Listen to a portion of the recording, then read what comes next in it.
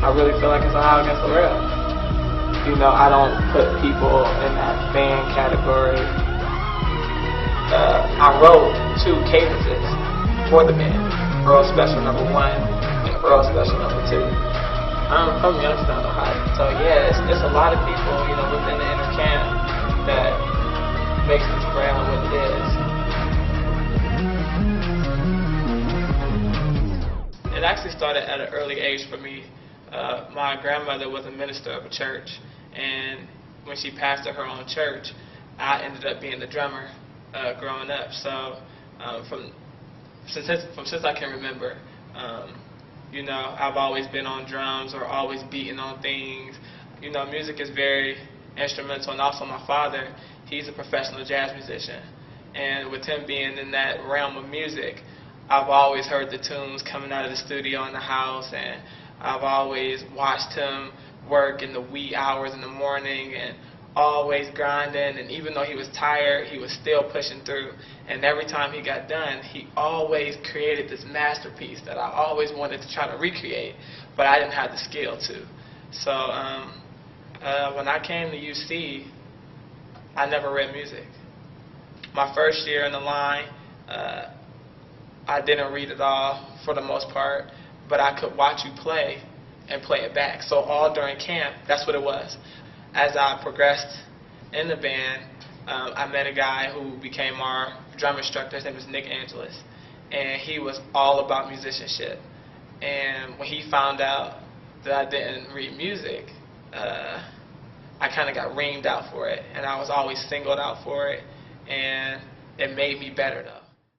I was actually it was my freshman year, so I was like a new guy, and I was on the tenors. I played the quads like ever since I came in, and we first had our first performance. It actually was on the far side of campus in Sig Commons, and I remember seeing all the people, everybody just screaming, all the fans going crazy. It was a night game, so it was like super packed, and I remember being extremely nervous.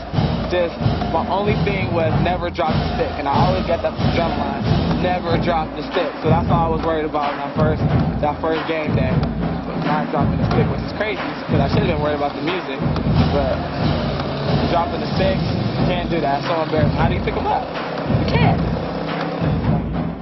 Student life at the University of Cincinnati is very fruitful.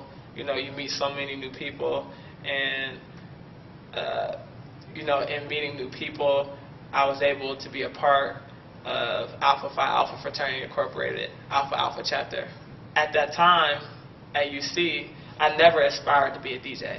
Like, I never thought I would be a DJ. I was going to school to be a pharmacist, and you know, I majored in biology, and I minored in business, and everyone calling me Bandcamp because I was in the band already. Like, before I was Bandcamp in the frat. You know, everyone called me in this one time at Bandcamp, and that's like where the drop comes from now that I use on my mixtapes and live sets. So yeah, you know, that was like kind of the birth of Bandcamp. A lot of people built confidence in me that I never had about being a DJ. They were just like, you know, you play what we want to hear and it sounds good, you should be a DJ. DJ Bandcamp.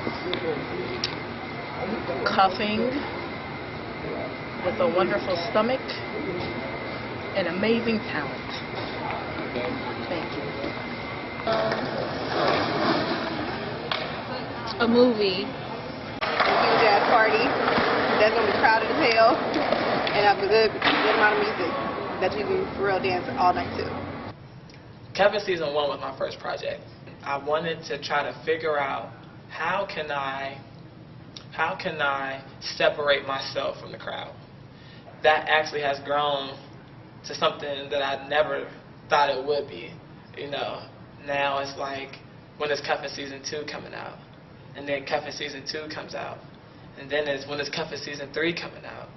And I remember getting all kinds of emails and tweets and Facebook messages about, where's the mixtape I thought you said it was coming out before and it's not out, where is it? Now it's on the way. You know, it's dropping Valentine's Day 2012. Like, as you obtain realistic goals, unrealistic things start happening. You know, like I said with cuffing season, you know, it was a mixtape. You know, I planned to drop a mixtape, and unrealistically, we did over 2,000 downloads in 24 hours. And now today, it's over 25,000. You know, so 2 years later, we're over 25,000 downloads. Like, whoever would have thought? Like, that's like unimaginable. I put that in that unimaginable category.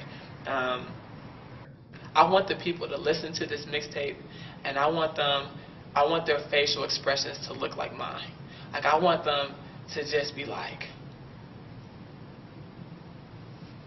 smacking stuff, standing up, and just like telling the world that they need to hear this, because that's how I feel. Like, I'll be lying to you if I didn't say that I don't quantify that just by looking at, you know, download numbers and the such, you know, basically what everyone would do, you know, because women lie, men lie, but numbers don't lie regardless. So for anybody that says, you know, Bandcamp, you know, that was a weak project, or that project was really dope, or it was just alright, you know, if the people are still downloading, you know, I can only say that it's doing something. You know, I treat everybody as family, you know, because whether they're saying something positive or negative, at the end of the day, it's helping me grow. I wouldn't have been able to tell you 2 years ago that I'd be sitting doing the documentary right now. When I was coming up with a name for myself, I wanted a name that was not only musical, but I wanted it to mean something to me. So coming up with Bandcamp was just perfect. And I remember when I was first telling my friends about, you know, I'm going to be DJ Bandcamp, they just busted out laughing, like, what, Bandcamp? Like, that's so corny. I didn't know he was in a band until someone else told me. I'm still thinking, that sounds corny. Like, DJ Bandcamp? Like, and I was just, I don't know, man, but. Little do most people know, my name was DJ Who, right? It was down. Was he Mark behind it? Yep. Real talk. And I had this idea that, like, the way I was going to play off the name was everybody would be wearing shirts that said, who is the DJ? But who really was the DJ, right? But I thought I was going to the top with that. I was telling Antoine, I was telling everybody, my parents, everything, like, yo, DJ Who is here. Yo, you know the worst part about that is that he said that, I would have thought it was hotter than DJ Bandcamp. Both Probably yeah. because the people who really didn't take DJ Bandcamp like serious were the people who didn't know. I didn't want a name that was just going to be like this DJ scratch, or it didn't really mean anything, you know what I mean? I wanted a name that was going to mean something to me and also be musical. So that's how Bandcamp came along. And so, like, when I was like, yo, Bandcamp, this could be it. This could be it. But everyone else, of course, they're like, what's a Bandcamp? Like, da-da-da-da-da. But it sounds like an excellent idea now, but then. How do I want to be remembered?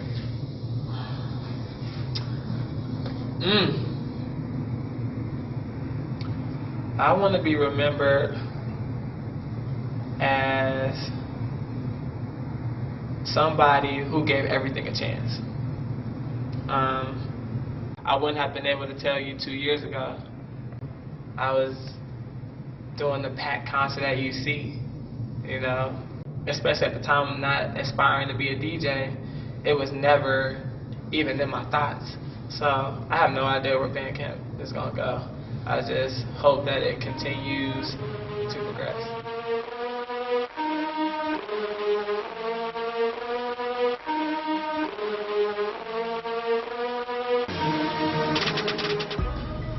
I wrote 2 cadences for the band, Earl Special #1 and Earl Special #2. and they play those today. And I actually went back about a week ago to go visit, and I was shocked that they still name them Earl Special #1 and Earl Special #2. Like, they still call them that. And then as I started to put the buttons on, you know, the buttons all mean something to me. Nudie, who's the owner of OTR, he just has like tremendous ideas. He's a left brainer. I've had a lot of help with, you know, building the brand itself. You know, it's not just me at all. My designer, man, this kid is amazing. His name is Terrence Whitaker. He's a genius.